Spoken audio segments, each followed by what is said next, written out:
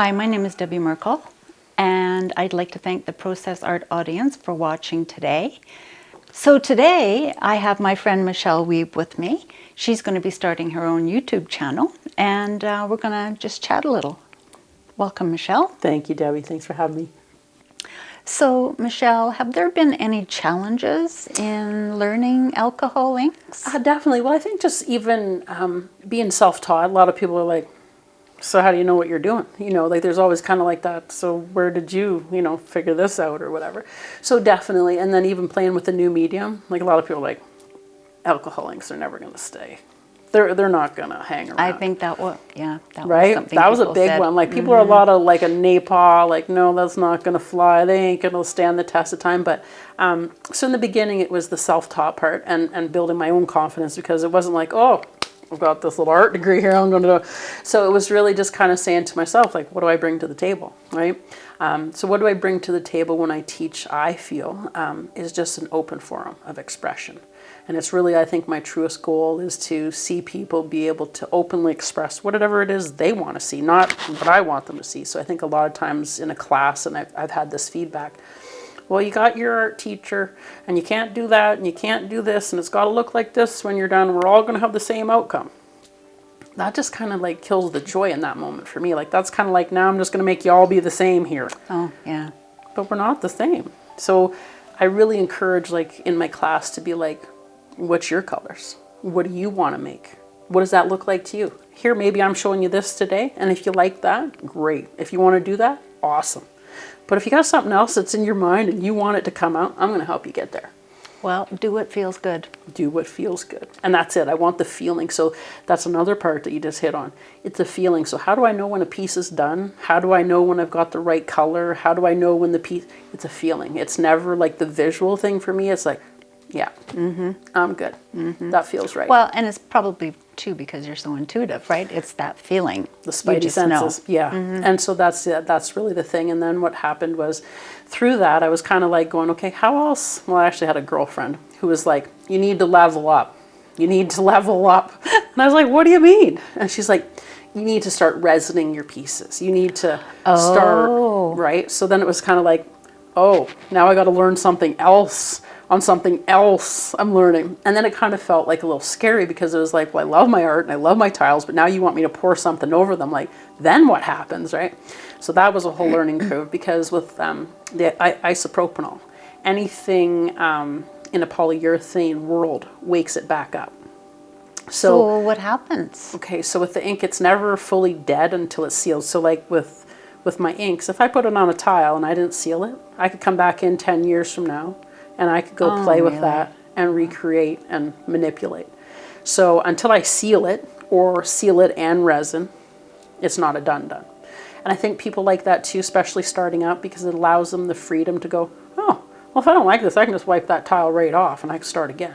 I'm like, yep. And again, it just kind of goes, well, I'm not wasting money. I can use that one tile 20 times before I, So it's kind of a safe jump out to a creative medium. And so that was another kind of buy-in. But then when I got the resin going. So tell me, what would happen, and maybe you did this, I don't know. No. What would happen if you didn't seal it and you put the resin on it? It would wake it up. So all the colors would start to pull into the resin. And it can be a real cool outcome. I bet that would look really cool. It can. But if you have a beautiful picture that you have perfected and spent a whole bunch of time, and then all of a sudden you put your resin on and it starts changing and shifting, and it could be. I think that would be very fun. It was a bit of a curve, let's just say, because it was like, oh, I'm ready, And so so learning. So you have to seal it really well, and there's only a couple of specific sealers that you can actually use to actually put it to sleep. Then you go on with the resin. Well, but the resin you have to be so careful with, because you can't have any bubbles. And don't you kind of waste a lot of it too? Well, for me, mine's on an open pour. So sometimes when people are pouring, like they just let it flow over the edges. I kind of like put a little painter's tape just to kind of make a barrier. Okay. And then once it starts to cure, pull that and it'll stop again, lots of learning once you get into the resin. And so that's the other thing. Once I start playing with the resin, I'm like, now what? What else can I put in here? So now it's a magical mixture of everything. So mica powders. Sometimes I'm using acrylics in there. Sometimes I'm just using the resin dyes. Sometimes I'm using the alcohol inks to tint my... Charcoal? Yeah. So that's the thing. It just becomes even more vast than it started out to be once you start incorporating all these. Just feels like a huge, great big canvas to me with all yeah, of those things. yeah, and it never stops. Not a little tile. No. And that's how you start safe. Yeah, But then as yeah. you go, so then that was the thing. So with canvases, you can't even use a canvas straight up. That's how it comes because the ink just absorbs. So then my thing was like, Oh, of course. how do I get to the other side of that? So I found a sealer that I could put on that made my canvas not porous any Yeah. longer. And so that got me onto canvases. And then that was a huge game changer because now I'm like, whoop, we going Yeah. up. Yeah, so then it just allowed me to have more freedom of size. Then I started incorporating air. So I'd use an air compressor. And I do some flowers that are basically, I call them like a fantasy flower. Yeah. So it's the inks on those canvases that are sealed. Then I take my air compressor and I move the inks with the air compressor. I've watched videos on that. Yeah, Yeah, it's quite something. It's just, and again, you have to allow the process to be what it is, right? So a lot of times people are like, oh, and I'm like, no, if you get a drop there or a piece of, something falls in or you got a little bit of extra ink, it's part of the process.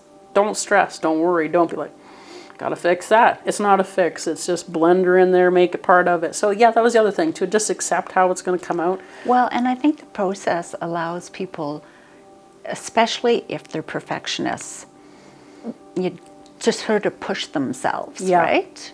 I've only had 2 people that really Couldn't do find it. the flow. Couldn't find the flow in there.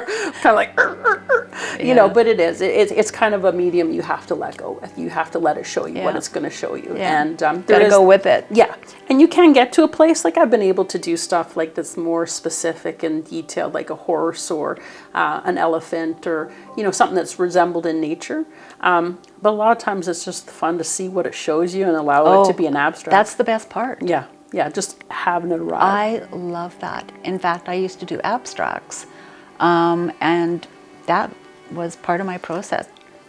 I didn't really know what was going on until about 2/3 of the way through the painting. Oh, that's cool. Yeah. And did you find, like, when you show people, they would see so many different Yeah. things, right? So you may see one thing or kind of get a feeling, and then they'd be like, oh, but... Yeah. And so I love that part of the abstract is that everybody pulls out something different. Well, I love being a fly on the wall when people look at paintings Yeah, because then it's like, oh, I didn't see that. I didn't or- see that. yeah. And then, you can make a suggestion. Well, I kind of was doing it, and they're like, oh, right? So I just love how people can perceive it and how it affects people.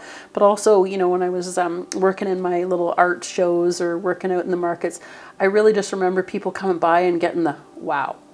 And I was always wanting that wow. And when I started getting the wows, I knew I was like, okay, I'm onto something here, because if I can get the wow, that's calling up something in those moments. That's pulling out something it just comes out. Like, it's not like you're thinking about it. It's just, whoop, there's your wow. So that was kind of like a little universal signal to keep going too. That's cool. Yeah, yeah.